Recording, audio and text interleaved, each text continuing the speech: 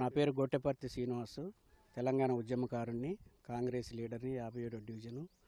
గత ప్రభుత్వంలోంచి నేను భట్టి గారి సమక్షంలో కాంగ్రెస్ పార్టీలో చేరి ఆ కాంగ్రెస్ పార్టీ అభ్యర్థి కోసం ఎంతో కష్టపడ్డందుకు ఇక్కడ ఉన్న భూములన్నింటినీ కూడా కబ్జా చేయడానికి, ఇక్కడ ఉన్న భూములన్నీ కూడా అమ్ముకోవడానికి సంసిద్ధం.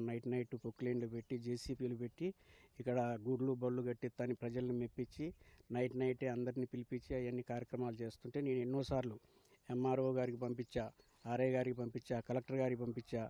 కలెక్టర్ గారికి గ్రీన్ వెట్స్ డేలో పెడితే ఎంఆర్ఓ గారికి రాశారు. ఎంఆర్ఓ గారికి వచ్చి మేము ఫినిషింగ్ వేస్తామని చెప్పారు. ఇప్పుడు మళ్ళీ వాళ్ళు కట్టుబడి కడుతున్నారు.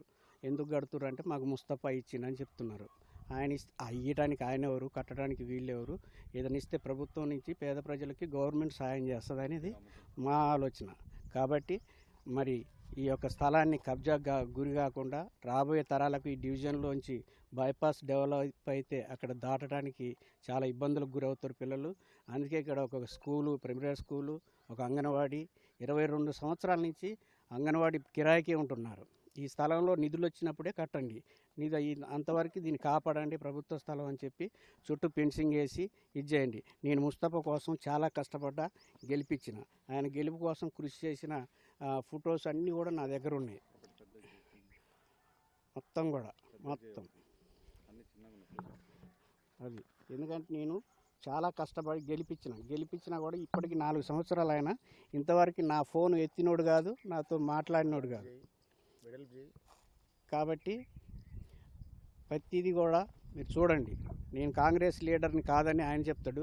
నేను పక్కా డిప్యూటీ సీఎం భట్టి గారి సమక్షంలో చేరి ఆయన కోసం పోరాటం చేసి నేను అక్కడ ఏజెంట్గా ఉండి ఓట్లు లెక్కింపయ్యేంత వరకు కూడా అక్కడ ఉండి గెలిపించిన. నా కాడ అన్ని కాగితాలు ఉన్నాయి, అన్ని ఎవిడెన్స్ ఉన్నాయి.